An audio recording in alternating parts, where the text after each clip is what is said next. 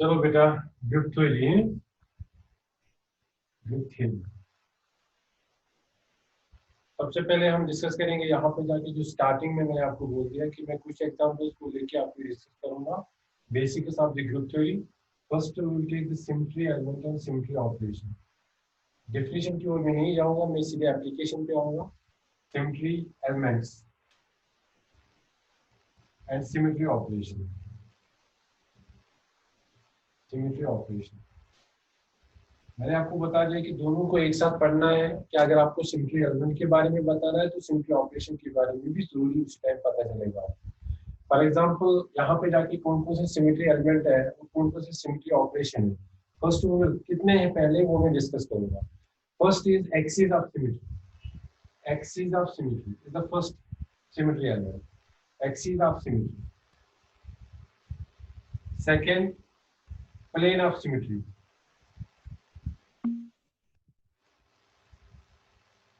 इसको लिखते हैं बेटा CN से, डिजिग्नेटेड है CN। प्लेन ऑफ सिमेट्री को लिखते हैं सिग्मा से, ठीक है। इसी तरीके से third one is inversion centre और सेंटर ऑफ सिमेट्री जिसको आप बोलते हो, इन्वर्जन सेंटर, जिसको I से डिजिग्नेट करते हैं। And fourth one is improper axis of rotation. Improper axis of rotation, जिसको बेटा यहाँ पे अगर आपको नहीं दिख रहा तो थोड़ा सा आप इसको ध्यान से देखिएगा। इम्प्रॉपर एक्सिस ऑफ रोटेशन, इसको यहाँ पे SN से डिजिग्नेट करते हैं। इम्प्रॉपर एक्सिस ऑफ रोटेशन को SN से। And fifth one is identity. Identity को E से डिजिग्नेट करते हैं। टोटल सिमेट्री एलिमेंट्स जिनको हमें यहाँ पे डिस्कस करना है, the first one is the axis of symmetry, जिसको हम यहाँ पे जाके सिंबॉलिक CN है। Plane of symmetry sigma and inversion centre I and improper axis of rotation SN and identity. तो यहाँ पे जाके अगर हम थोड़ा सा यहाँ पे डेफिनेशन देखेंगे, एक्सिस ऑफ सिमेट्री को देखेंगे तो एक्सिस ऑफ सिमेट्री का operation, these are symmetry elements. अगर हम इनका ऑपरेशन देखेंगे तो सिमेट्री ऑपरेशन जो एक्सिस ऑफ रोटेशन है, एक्सिस ऑफ सिमेट्री है तो रोटेशन है इसका। रोटेशन इज द ऑपरेशन, ये इसका ऑपरेशन है। जिस तरीके से मैंने आपको कल बता दिया कि जिस जहां पे जाके आपको for example d/dx of x square, d/dx of x square, अगर आपको इस फंक्शन पे देखना होगा डिफरेंशिएशन ऑफ x स्क्वायर, तो आप क्या करते हो, यहाँ पे जाके आपको पता है कि यहाँ पे मैंने d/dx क्या है, d/dx is an operator, d/dx is an operator. And what does this operator do, it does the operation on this x square. तो जाके ऑपरेशन करने के बाद आपको मिलता है 2x स्क्वायर, 2x सॉरी। तो जाके क्योंकि आपको फार्मूला पता है nx n-1 फार्मूला है, तो यहाँ पे जाके आपने यूज किया डिफरेंशिएशन का और आपको जाके मिला d/dx ऑफ x स्क्वायर, और इसकी जो ऑपरेशन होने के बाद आपको 2x मिला। यहाँ इसी तरीके से आप एडिशन कर, हाँ फोर्थ वाला क्या है, इम्प्रॉपर, इम्प्रॉपर एक्सिस वहां ऑफ पे रोटेशन। शेड आ रही है। ठीक है ठीक है ठीक है, मैं लिखूंगा, कोई बात नहीं। I should. Fourth one is here improper axis of rotation, improper axis of rotation, लिखा आप SN, improper axis of rotation। मैं सब कुछ बोलूंगा यहाँ पे जाके। तो फर्स्ट मैंने आपको बता दिया कि यहाँ पे जाके इसका जो सिमेट्री एलिमेंट है, axis of rotation, it is an hypothetical axis, और इस एक्सिस से आप देखते हो किसी भी मॉलिक्यूल के लिए हम यूज करेंगे तो वहां पे रोटेशन हम देखेंगे। जब भी हम एक्सिस ऑफ सिमेट्री यूज करेंगे एज ए सिमेट्री एलिमेंट, तो वहां पे जाके जरूरी क्या होगा, हम वहां पे जाके बोलेंगे कि रोटेशन के बारे में, या आपके मॉलिक्यूल में कौन सी रोटेशन ऑफ एक्सिस है। फॉर एग्जांपल वहां पे C2 एक्सिस प्रेजेंट है, अगर वहां पे मॉलिक्यूल 180 पे आइडेंटिटी दिखा रहा है, आइडेंटिकल दिखा रहा है, इक्विवेलेंट स्ट्रक्चर दिखा रहा है, तो हम बोलेंगे वहां पे जाके बेटा क्या, कि उसका जो एक्सिस ऑफ सिमेट्री प्रेजेंट है वो C2 है, क्योंकि एंगल ऑफ रोटेशन इज 180। इसी तरीके से अगर एंगल ऑफ रोटेशन इज 120, तो हम बोलेंगे C3 एक्सिस प्रेजेंट, क्योंकि टोटल जो आपका एंगल होता है वो रोटेशन का वो 360 डिग्री रोटेट हो रहा है, ठीक है। वो डिस्कस करेंगे डिटेल, वो डिटेल में डिस्कस करेंगे। Second is the plane of symmetry. Plane of symmetry में क्या होता है, सिंपली आप प्लेन लेते हो तो वहां पे जाके आप देख रहे हो, तो वहां पे जाके प्लेन से क्या देख रहे हैं, रिफ्लेक्शन। रिफ्लेक्शन रिफ्लेक्शन भी आप देख रहे हो कि वहां पे जाके कितने इक्विवेलेंट स्ट्रक्चर आपको मिलेंगे जब आप कोई भी प्लेन डालेंगे। तो यहाँ पे जाके second one is the symmetry element is the plane of symmetry but the operation is the reflection. तो हम जाके वहां पे रिफ्लेक्शन देखेंगे। फॉर एग्जांपल मैं एग्जांपल दे रहा हूँ, अगर आपके पास ये वाटर मॉलिक्यूल है तो जाके आप देखेंगे जब हम इसको यहाँ पे प्लेन डालेंगे तो हम देखेंगे इस प्लेन के बाद आपको क्या यहाँ पे जाके स्ट्रक्चर मिल रहा है, ठीक है। इसी तरीके से थर्ड वन इज इन्वर्जन, यहाँ सेंटर ऑफ सिमेट्री। अगर आप मॉलिक्यूल को आप इन्वर्ट करेंगे, इन्वर्जन, ठीक है, इसका यहाँ पे जाके एक्चुअली यहाँ पे मैं लिख सकता हूँ सेंटर ऑफ सिमेट्री, बाद में लिखूंगा ऑपरेशन इन्वर्जन या invert. Invert is the operation, मतलब मॉलिक्यूल को आपको इन्वर्ट करना है, इन्वर्जन दिखाना है, तो जाके आई से हम उसको डिजिग्नेट करते हैं। जो इम्प्रॉपर एक्सिस ऑफ रोटेशन है, इम्प्रॉपर एक्सिस ऑफ रोटेशन को याद रखना है, ये actually it is an addition of two operations. One is rotation and another is reflection. Rotation plus reflection is known as improper axis of rotation. इसको detail में discuss करेंगे। Rotation, perpendicular, reflection तो हम बताएंगे यहाँ पे जाके। तो जब किसी मॉलिक्यूल में रोटेशन भी करेंगे साथ में रिफ्लेक्शन भी करेंगे तब जाके उसको बोलते हैं इम्प्रॉपर एक्सिस ऑफ रोटेशन, और इसको डिजिग्नेट करते हैं एसएन से, ठीक है बेटा। तो इम्प्रॉपर एक्सिस ऑफ रोटेशन, अगर आप खाली रोटेशन करेंगे, अगर आप खाली रोटेशन करेंगे तो फिर वो कौन सा है, axis of rotation, axis of symmetry. अगर आप खाली रिफ्लेक्शन करेंगे तो जाके बोलेंगे प्लेन ऑफ सिमेट्री। बट जब आप रोटेशन प्लस रिफ्लेक्शन दिखाते हैं तो जाके उसको बोलते हैं इम्प्रॉपर एक्सिस ऑफ रोटेशन, ठीक है बेटा। Last one is the identity. Identity क्या होता है, आइडेंटिटी हर एक मॉलिक्यूल में प्रेजेंट होती है। आइडेंटिटी ध्यान दो बेटा, आइडेंटिटी, आइडेंटिटी को ई से डिनोट करते हैं। अगर किसी मॉलिक्यूल में कुछ भी नहीं है, आइडेंटिटी उसमें 100% होगी। फॉर एग्जांपल कोई मॉलिक्यूल ऐसा है जो हाईली अनसिमेट्रिक है, पूरा ध्यान देना बेटा, मेरी बात को समझना, हाईली अनसिमेट्रिक, वो सिमेट्रिक नहीं है, अनसिमेट्रिक है। तो जाके मगर जब उसको जब वहां पे जाके आप इसको रोटेट करेंगे, जब आप रोटेट करेंगे उसको 360 डिग्री से, तो वहां पे डेफिनेटली जब आप 360 डिग्री से रोटेट करेंगे वहां पे आपको वापस वही मॉलिक्यूल मिलेगा। तो जब आपको वापस वही मॉलिक्यूल मिलेंगे तो जाके आप उसको बोलते हैं उस time the molecule has identity. That is why every molecule, every compound has an identity. ई हर जगह होता है, ई हमेशा होता है। अगर आप रिफ्लेक्शन 2 बार करेंगे तो आपको आइडेंटिटी मिलेगा, मतलब आपने एक बार रिफ्लेक्शन किया सिग्मा, दूसरी बार फिर से सिग्मा करेंगे तो जाके वहां पे क्या होगा, जब आप 2 बार सिग्मा करेंगे तो आपको आइडेंटिटी मिलेगा। ये बात में हमें देखना है कि जाके इसी तरीके से अगर आपके पास C2 एक्सिस है, कोई वाटर मॉलिक्यूल यहाँ पे जाके है, जब इसको आप रोटेट कर रहे हो 180 डिग्री पे, जब 180 डिग्री पे रोटेट कर रहे हो ये हाइड्रोजन इधर आया और ये गया इधर। बट जब आप इसको फर्दर 180 से रोटेट करोगे तो ये वापस आएगा इधर ही और ये यहाँ पे रहेगा। मैं एग्जाम्पल से समझाऊंगा, खाली यहाँ पे जाके एग्जाम्पल से समझाएंगे वो बेटर है। देखो बेटा एक एक करके मैं समझाऊंगा, मैं सिंपल मॉलिक्यूल होगा क्योंकि मुझे जो सबसे ज्यादा काम में आएगा that is water molecule. Water molecule आपके पास है, वाटर मॉलिक्यूल है, ठीक है। तो अगर आप इस वाटर मॉलिक्यूल को देखेंगे, ये आपके पास है वाटर मॉलिक्यूल, जिस वन ये वाटर मॉलिक्यूल है, इसको आप देख रहे हैं यहाँ पे जाके, अगर आपको दिख रहा है वाटर मॉलिक्यूल, ठीक है, ये आपका वाटर मॉलिक्यूल यहाँ पे है, ठीक है। वाटर मॉलिक्यूल में देखो आप पूरा बेटा, दोनों हाइड्रोजन सेम है, सिमिलर है। एक होता है, देखो एक होता है आइडेंटिकल, एक होता है सिमेट्रिकल या इक्विवेलेंट स्ट्रक्चर। इक्विवेलेंट स्ट्रक्चर और आइडेंटिकल स्ट्रक्चर में फर्क है, पहले ये समझो आप, बाद में जाके मैं आगे बढ़ूंगा। आइडेंटिकल का मतलब क्या होता है, आइडेंटिकल का मतलब ये होता है, फॉर एग्जांपल HA, मैं सिर्फ अपने लिए समझने के लिए मैं इसको डिजिग्नेट कर रहा हूँ HA, और यहाँ पे जाके डिजिग्नेट कर रहा हूँ इसको HB। अदरवाइज दोनों हाइड्रोजन में कोई फर्क नहीं है, both the hydrogen are same, क्योंकि ये भी हाइड्रोजन एटम है, ये भी हाइड्रोजन एटम है, both the hydrogen atoms are same. अब क्या है यहाँ पे जाके, जब मैं इसको हाइपोथेटिकल एक्सिस यहाँ से डाल रहा हूँ तो जाके इसको रोटेट कर रहा हूँ 180 डिग्री से, इसे 180 डिग्री से। आप इसको ध्यान से देखिएगा बेटा, जब 180 डिग्री से इसको रोटेट कर रहा हूँ तो मुझे क्या मिल रहा है, HB किधर जाएगा। अब इसको रोटेट करो जरा देखो 180 से, जब 180 बराबर रोटेट करेंगे ये वाला HB इधर जाएगा और ये HA इधर जाएगा। बट अगर मैं इसको ये डिजिग्नेशन नहीं करूंगा आपको इन दो स्ट्रक्चर्स में कोई फर्क नहीं दिखेगा। बट यहाँ पे जाके चेंज हुआ, पूरा ध्यान देना बेटा, ऑपरेशन हुआ यहाँ पे, हुआ क्या, दिस हाइड्रोजन, ये वाला जो हाइड्रोजन है HB जिसको मैंने डिजिग्नेट किया, ये इस जगह आया HA की जगह। HA is replaced by HB and HB is replaced by HA। ये हुआ यहाँ पे जाके।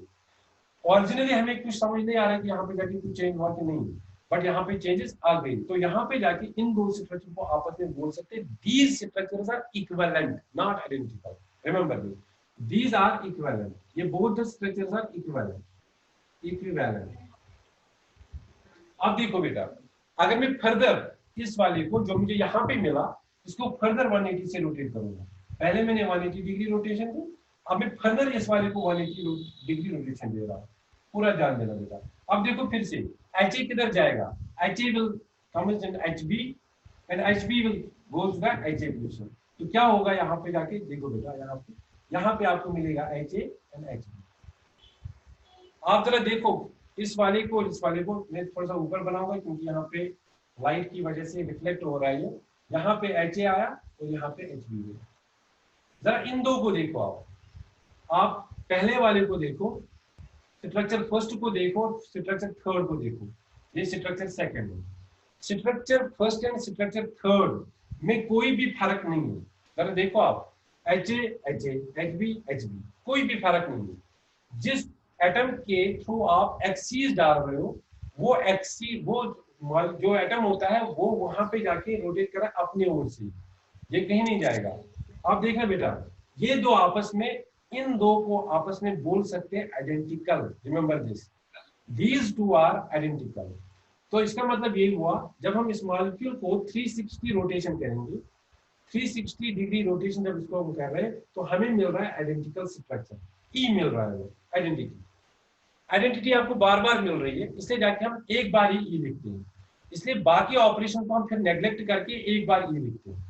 अदरवाइज आपको दो ऑपरेशन दिखाने हैं, बट ये वाला जो ऑपरेशन आपने किया, दिस ऑपरेशन इज आइडेंटिटी, वो हम पहले से बोल रहे हैं कि हर एक मॉलिक्यूल में आइडेंटिटी होती है। इसलिए जाके इसको हम फिर बार बार नहीं लिखते हैं क्योंकि हमें पता है ये ओरिजिनल मॉलिक्यूल वापस मिला and that is the identity. इसलिए जाके हम बार बार इसको फिर नहीं लिखते हैं यहाँ पे जाके।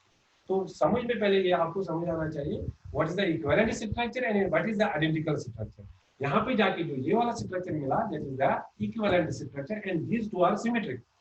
तो यहाँ पे जाके कौन सी एक्सिस है, कौन सी आपने यहाँ पे जाके रोटेशन कौन सी आपने की, यहाँ पे जाके आपको इक्विवेलेंट स्ट्रक्चर मिला 180। तो 360 को जब डिवाइड करेंगे यहाँ पे 180 से तो आपको कितना मिलेगा 2। तो n equal to 2, n equal to, तो यहाँ पे जाके आप इजीली लिख रहे हैं कि ये जो एक्सिस है ये C2 एक्सिस, C2। तो वाटर मॉलिक्यूल में आप देख रहे हैं कि जो ये वाली एक्सिस है दैट इज C2 एक्सिस। पूरा ध्यान देना बेटा, मैं इस एग्जांपल को अच्छी तरह से आपको समझाऊंगा सो दैट आपको बाकी एग्जांपल बहुत इजी लगेंगे। अब देखो ऑपरेशन आपने क्या किया, आपने वाटर मॉलिक्यूल को यहाँ पे जाके जो वाटर मॉलिक्यूल है HA या HB था, इसको जब आपने रोटेट किया 180 डिग्री से, तो मैंने इसको बोला कौन सी एक्सिस, C2। ये जो ऑपरेशन है इसको, इस ऑपरेशन को बोलते हैं, ये वाला फर्स्ट ऑपरेशन जो मैंने किया यहाँ पे, जहां पे जाके HB इधर आया, HA इधर आया, तो इसको मैं बोल रहा हूँ यहाँ पे जाके C21 ऑपरेशन। ठीक है, C21 ऑपरेशन, क्योंकि यहाँ पे जाके क्या होता है कि यहाँ पे एक्सिस तो प्रेजेंट है C2, बट फर्स्ट ऑपरेशन मतलब 180 डिग्री रोटेशन। अगर मैं लिखूंगा फिर से C22, ध्यान देना, फिर से मैं लिखूंगा यहाँ पे जाके C22, तो C22 का मतलब क्या होगा, C22 का मतलब ये होगा कि मैं अब इसको फिर से 180 डिग्री रोटेट करूंगा, ओवरऑल मैं इसको 360 डिग्री रोटेशन कर रहा हूँ। तो ये ऑपरेशन है। तो C2 वाले में कौन सा ऑपरेशन है, अगर कोई बोलेगा what is the operation of C2 axis, आप लिखेंगे C21। अगर आप कोई बोलेगा सर C22 भी is operation, but C22 is equal to identity, C22 is equal to identity. इसलिए आइडेंटिटी हम पहले से लिख रहे हैं, बार बार हम 4 5 6 बार नहीं लिखेंगे आइडेंटिटी, इसलिए ये इक्विवेलेंट आइडेंटिटी है, 2 बार कोई भी चीज नहीं आना चाहिए। दैट इज व्हाई हम बोल रहे हैं कि एक ही यहाँ पे जाके ऑपरेशन C21। दूसरी एग्जांपल देखो, समझ आए।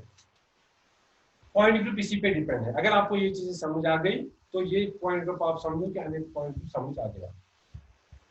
आपके पास दूसरी एग्जांपल, फॉर एग्जांपल मैं एग्जांपल दे रहा हूँ BF3। या BF3 से पहले यहाँ BF3 पहले लो, ठीक है, इजी मॉलिक्यूल है, प्लेनर है ये, ठीक है, this molecule is planar BF3। अब इस BF3 को बेटा देखो, यहाँ पे जाके फिर से आप रोटेशन कहाँ से आप एक्सिस डालेंगे, अब डिपेंड करेगा आप पे, क्या आप कहाँ से इस मॉलिक्यूल को देख रहे हो। देखो, या तो आप एक्सिस डाल रहे हो अपने ओर से जहां से आप देख रहे हो, तो बोरान के बीच में बोर्ड के अंदर, ठीक है, तो यहाँ पे जाके ये एक्सिस भी प्रेजेंट है। जब आप इस एक्सिस को इसको रोटेट करोगे आप इसको, तो मैं अगर इसको लिखूंगा F1 F2 एंड F3 सिर्फ डिजिग्नेशन करने के लिए, अदरवाइज ये F2 F2 F1 F2 F3 कुछ नहीं है, सिर्फ अपने आप को समझाने के लिए मैं ये कर रहा हूँ। तो मैं क्या कर रहा हूँ, इसको देखो बेटा, ये F1 इधर जाएगा F2 की जगह, ठीक है, F1 F2 की जगह, F2 F3 की जगह, F3 F1 की जगह। तो जब ये वाला ऑपरेशन होगा तो आपको कितना एंगल यहाँ पे रोटेट करना पड़ा, जरा देखो, आपको इक्विवेलेंट स्ट्रक्चर मिलेगा। आपको किस एंगल से इसको रोटेशन देनी है, सो दैट ये जाके आपको इक्विवेलेंट स्ट्रक्चर देगा। कितना एंगल, एनीवन, शाबाश, कितना एंगल मैं रोटेट करूंगा, किस एंगल से रोटेशन दूंगा, 120। 120, गुड। 120 डिग्री से जब मैं इसको रोटेट करूंगा, सब समझेंगे इसको बेटा, जब 120 से रोटेट करूंगा, क्योंकि मुझे पता है एंगल यहाँ पे 120 है, तो जब 120 से रोटेट करूंगा तो मुझे क्या मिलेगा, स्ट्रक्चर को पूरा ध्यान देना। यहाँ पे बोरान, अब देखना क्या होगा, F1 किधर गया, F2 की जगह, तो मैं F1 यहाँ पे लिखूंगा, और यहाँ पे जाके क्या लिखूंगा, F2। ध्यान देना बेटा, या तो आप मॉलिक्यूल को क्लॉकवाइज रोटेट कराएंगे या एंटी क्लॉकवाइज। कभी भी गलती मत करना कि एक ऑपरेशन में क्लॉकवाइज करा रहे हो, दूसरे में एंटी क्लॉकवाइज कर रहे हो। अगर आपने ऐसा किया तो आपको मॉलिक्यूल में ओरिजिनल मॉलिक्यूल वापस मिलेगा। मॉलिक्यूल को तब तक रोटेट करते जाओ जब तक आपको ओरिजिनल मॉलिक्यूल नहीं मिलेगा, आइडेंटिकल स्ट्रक्चर नहीं मिलेगा। मतलब फॉर एग्जांपल आपको इक्विवेलेंट स्ट्रक्चर ये वाला मिला, तो आप क्लॉकवाइज कंटिन्यूअस में जाके रोटेट करते जाओ। ये नहीं कि एक बार क्लॉकवाइज किया दूसरी बार एंटी क्लॉकवाइज किया। तो अगर आप एक बार क्लॉकवाइज करेंगे दूसरी बार एंटी क्लॉकवाइज करेंगे तो आपको मॉलिक्यूल में जाके आइडेंटिकल स्ट्रक्चर वापस मिलेगा। तो यहाँ पे जाके क्या आएगा, F, जब F2 यहाँ पे गया, यहाँ पे जाके F2 आया, यहाँ पे जाके F3 आएगा। तो ये वाला जो ऑपरेशन है फर्दर मैं देखूंगा अभी, ये भी और भी मिलने वाला है। देखो, इन दो में जाके these two are equivalent structures। F3 F1 की जगह आया, F2 की जगह F1 आया, और F3 की जगह F2 आया। अब फर्दर करो 120 डिग्री से रोटेट क्लॉकवाइज।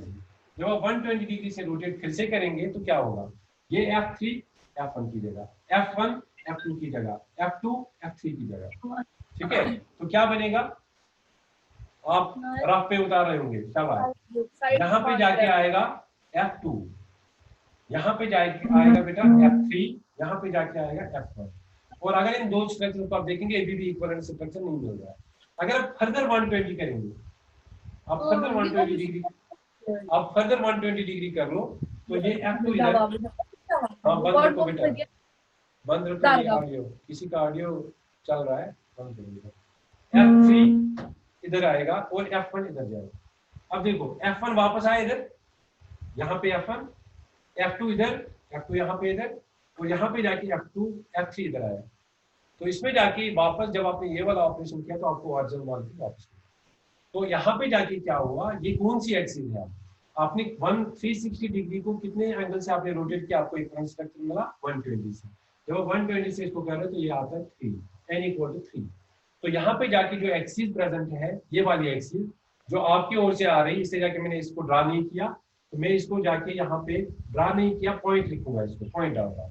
तो ये आपकी ओर से आ रही है, ये आपकी ओर से आ रही है एक्सिस, तो जाके बोर्ड के अंदर से जा रही है। तो ये एक्सिस जब इसको आप देख रहे हो बेटा, तो यहाँ पे क्या हुआ, यहाँ पे ये एक्सिस कहलाएगी, इसको मैं डैश में करूंगा C3 एक्सिस। कौन सी एक्सिस, C3। जो पहला ऑपरेशन होगा दैट इज C3-1, ठीक है। फर्स्ट ऑपरेशन कहलाएगा C3-1, सेकंड ऑपरेशन कहलाएगा C3-2, एंड थर्ड ऑपरेशन जो होगा C3-3। लिखने की जरूरत नहीं है क्योंकि C3-3 इक्विवेलेंट टू आइडेंटिटी। समझ आया, ध्यान दो बेटा।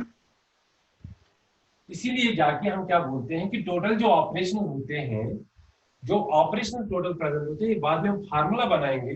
हम बोल रहे हैं कि Cn अगर एक्सिस ऑफ रोटेशन प्रेजेंट है तो जो ऑपरेशन प्रेजेंट होंगे वो प्रेजेंट होंगे Cn(n-1).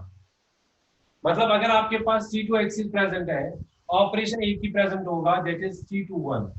अगर C3 है तो ऑपरेशन प्रेजेंट होगा C3-1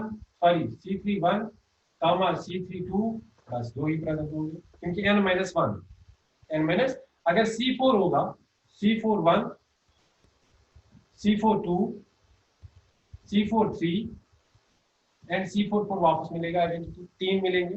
तो n-1 आपको ये ऑपरेशन प्रेजेंट होते हैं। और जो ये वाला ऑपरेशन होता है CNN, जिसको C22, C33 फॉर एग्जांपल, इसको आप लिख सकते हो, जो आप उतार रहे होंगे, hope so. C22 equivalent identity, C33 equivalent identity. तो इसलिए जाके इसको लिखने की जरूरत है, इसको हम डायरेक्ट लिखते हैं कि CNN जो बराबर होता है वो बराबर होता है। ऐसे समझ। तो जो CN होता है, ऑपरेशन कितने प्रेजेंट होते हैं, CN n-1, एंड C2 अगर प्रेजेंट होगा तो C21 ऑपरेशन प्रेजेंट होगा, अगर C3 होगा तो C31, C32 ऑपरेशन होगा, अगर C4 होगा तो C41, C42, C43 present operation होंगे, ये आपको करने होंगे। BF3 को भी खत्म नहीं किया मैंने, क्योंकि BF3 में और भी चीजें मुझे आपको बतानी है। BF3 मॉलिक्यूल में अगर आप फर्दर देखेंगे और भी एक्सिस ऑफ सिमेट्री प्रेजेंट है। आपको नेगलेक्ट कोई भी चीज नहीं करना है, आपको हर एक एंगल से देखना है कि इसमें और कौन सी एक्सिस प्रेजेंट है। जरा देखो आप, एक एक्सिस आपको इसमें ये भी प्रेजेंट है, जो F1 के थ्रू पास होगी, बोरान और F1 के बीच में पास होगी। F1 और बोरान के बीच में जो पास होगी एक्सिस, इसके बीच में जो पास होगी ये वाली एक्सिस, हाइपोथेटिकल एक्सिस, जब इसको 120 रोटेट 180 रोटेट करेंगे, जब 180 रोटेट करेंगे, देखो इक्विवेलेंट स्ट्रक्चर मिलेगा कि नहीं। आपको मिलेगा ये, यहाँ पे F1 रहेगा अपनी जगह, क्योंकि यहाँ से एक्सिस आई। तो यहाँ पे जाके क्या हुआ, ये F2 इधर, F3 इधर, 180 डिग्री रोटेशन। अब फिर से इसको रखो, यहाँ से एक्सिस, यहाँ से फिर से एक्सिस रखो, फिर से रोटेट करो, F3 इधर, F2 इधर, आइडेंटिकल स्ट्रक्चर करने की जरूरत। तो ये वाली जो एक्सिस है, कौन सी एक्सिस है, C2 एक्सिस। बट एक C2 नहीं है, बल्कि अगर आप दूसरी देखेंगे F2 और बोरान के बीच में ये वाली, तो तब क्या होगा, तब यहाँ पे जाके अगर आप देखेंगे, जब रोटेट करेंगे आप ये वाली एक्सिस, तो F2, यहाँ पे F2 एंड बोरान के बीच में एक्सिस है, यहाँ पे F1 एंड बोरान के बीच में एक्सिस थी, यहाँ पे जाके अगर आप देखेंगे F2 एंड बोरान के बीच में, तब जाके क्या होगा, एक्सिस प्रेजेंट। तब यहाँ पे F3 F1 की जगह ये होगा, ये वाला रहेगा F2 वहीं पे, ये ऊपर बनाऊंगा, यहाँ पे जाके बनाऊंगा मैं। अगर आप उसको देखेंगे, F2 रहेगा अपनी जगह, तो छोटा सा थोड़ा बनाऊंगा, F2 अपनी जगह, और यहाँ पे चेंज क्या होगा, F3 इधर, F1 इधर। और एक एक्सिस भी प्रेजेंट है, अब F3 को ले लो, F3 एंड अब यहाँ पे जाके क्या होगा, एक्सिस पासिंग थ्रू, लिख सकते हो आप इसको, axis passing through, axis passing through, शाबाश, F3 एंड बोरान, ठीक है। एंड इट रोटेट्स, किसको रोटेट करेगा, it rotates F2 and F1, rotates F2 and F1। ये इसका यहाँ पे जाके आप लिख भी सकते हैं, axis passing through F3 and boron and it rotates F2 and F1। तो जाके कितने एक्सिस प्रेजेंट है F2 के, 3 एक्सिस प्रेजेंट है F2 के, सॉरी C2 के, 3 C2 एक्सिस प्रेजेंट है, 1 C3 एक्सिस प्रेजेंट है, बस इसके बाद कुछ एक्सिस ऑफ रोटेशन प्रेजेंट नहीं हो रहा है BF3 में। BF3 मॉलिक्यूल अगर आप देखेंगे, अगर आप BF3 मॉलिक्यूल को फिर से देखेंगे एक बार, ये आपका BF3 मॉलिक्यूल है, F1 F2 F3। तो यहाँ पे जाके आप इसको फिर से एक बार देखो, एक एक्सिस मैंने आपको बता दी कि जो सिर्फ बोरान के बीच में पास हो रही है, आपके नाजुन से आ रही है और बोर्ड के अंदर से जा रहा है। एक तो ये वाली प्रेजेंट है, जिसको हमने बोला, इसको डैश में लिखा, इसको बोला C3 एक्सिस। जब आपने क्या किया, जब आपने रोटेशन की 120 डिग्री से, सेकंड आपको बता दिया मैंने यहाँ पे बेटा, आपको बता दिया यहाँ पे कितने C2 एक्सिस प्रेजेंट है, एक C2 ये वाली, दूसरी C2 ये वाली, तीसरी C2 ये वाली। एक C2 वो है जो F1 एंड बोरान के बीच में, तब रिफ्लेक्ट करेगा F2 एंड F3 को, सॉरी रिफ्लेक्ट नहीं, रोटेट करेगा। और एक F2 एंड बोरान के बीच में जो रोटेट करेगा F3 एंड F1 को। And third one is axis passing through F3 and boron and rotate is F1 and F3। तो 3 C2 एक्सिस प्रेजेंट है। तो जनरल उसके लिए भी एक रूल बनता है, जब भी कभी, क्योंकि अब 2 एक्सिस प्रेजेंट हैं, एक एक्सिस का नाम क्या है और दूसरे एक्सिस का नाम क्या है, आप इसको देखेंगे। जो जिसका हाईएस्ट नंबर है, हाईएस्ट नंबर, जो हाईएस्ट नंबर एक्सिस है, हाईएस्ट ऑर्डर एक्सिस है, तो 2 एक्सिस ऑफ सिमेट्री यहाँ पे जाती है। एक्सिस ऑफ सिमेट्री हम बता बताना है आपको एक्सिस ऑफ सिमेट्री। आपने देखी यहाँ पे जाके two types of axis present है, एक को बोलते हैं principal axis, principal axis of symmetry. अगर एक ही प्रेजेंट है जैसे वाटर मॉलिक्यूल में तो उसी को प्रिंसिपल कहेंगे। तो दूसरी कौन सी है, दूसरी subsidiary axis, subsidiary axis of symmetry. ठीक है, तो one is principal axis and another is subsidiary axis. जो हाईएस्ट ऑर्डर होता है, highest order axis is known as principal axis, highest order axis is known as principal axis, and axis other than principal axis, axis other than principal axis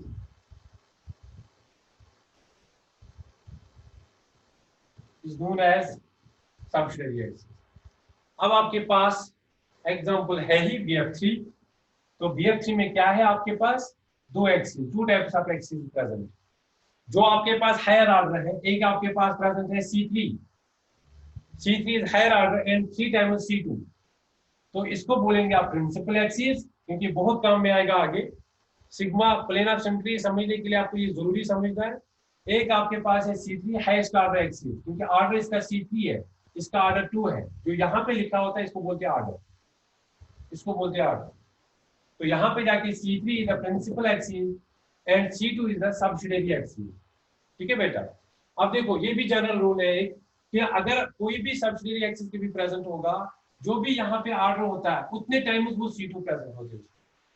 for example मैं आपको simple बताऊंगा, यहाँ पे example समझाऊंगा कि अगर आपके पास simply square है, ठीक है, इस स्क्वायर को क्या है यहाँ पे जाके सिंपल स्क्वायर है, इस स्क्वायर में क्या क्या है, अगर आप ये वाला पॉइंट देखेंगे, यहाँ से एक्सिस पास करेंगे, इसमें 1 2 3 एंड 4 लिखूंगा, आप इसको रोटेट कर सकते हो 90 डिग्री से।